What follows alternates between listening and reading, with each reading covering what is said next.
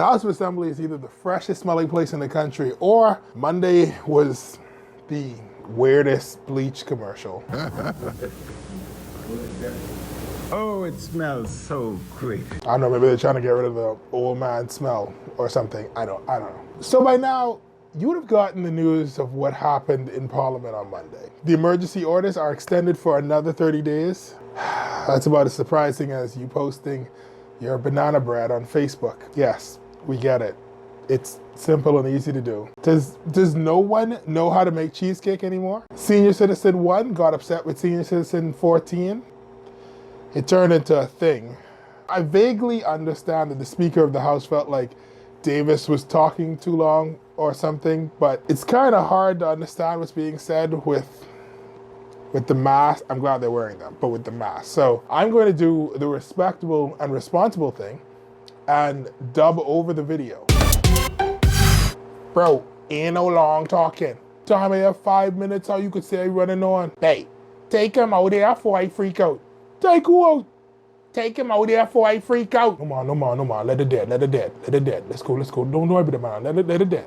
At least that's how I recall it happening. What else happened? Oh! The orders are being amended, Mr. Speaker, that those who break quarantine will be fined up to $20,000 or spend 5 years imprisonment or both. So now there's a $20,000 fine and or 5 years in prison for quarantine breakers, which is great. I've heard the concerns about people who think that it's unreasonable for persons who are just sneaking out to get some food from their cousin's house, even though they have food in their own house, or persons who were meandering about looking for alcohol after 9 p.m., both of which are not essential, both of which actually happen. But I think what may be happening is we are confusing quarantine with curfew and lockdown. That means it's time for lessons in linguistics, which is either a made-up language lesson or a tutorial on how to cook pasta.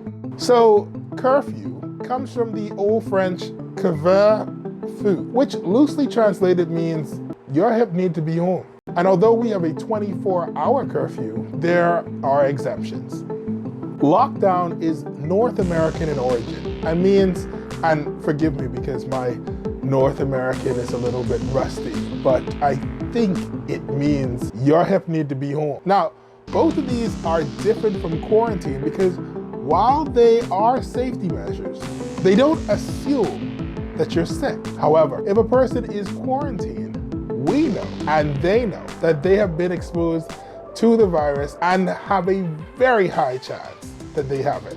And they need to stay their hip home. See, we are talking about a person who may be a carrier of a known deadly disease that decides they want to go shopping for grapes. That would be like, what's a good analogy? See, that would be like a person who may be a carrier of a known deadly disease that decides they want to go shopping for grapes. You don't really need an analogy, it's already bad. So to me, $20,000 is far too low for someone who would rather kill a grandmother than stay home for 2 weeks. And if 2 weeks in a house feels long, wait until you're stuck in prison for 5 years. In other things, the Prime Minister announced, this government has made a commitment that products that are locally made will be protected because we must start producing our own. Which is the perfect time for me to introduce my homemade product, Bahamian condoms, made from 100% locally sourced items, like coconut husk and conch shells. In clinical trials of our product, no one got pregnant. Also, no one had sex. So it also prevents cheating spouses. I'm doing a lot for the country. A lot of people look at Corona as a bad thing, but I think we need to start using Corona to our advantage and kickstart our Bahamian ingenuity. Imagine if police started the rumor that Corona can be spread via contact with bullets. Do you know what that would do to the crime rate? Imagine if you told your kids that reading books 2 to 3 hours a day prevents the spread of Corona. And then, I don't know, tell them that's something to do like eyes and screen time or 4G, I don't know, something, whatever.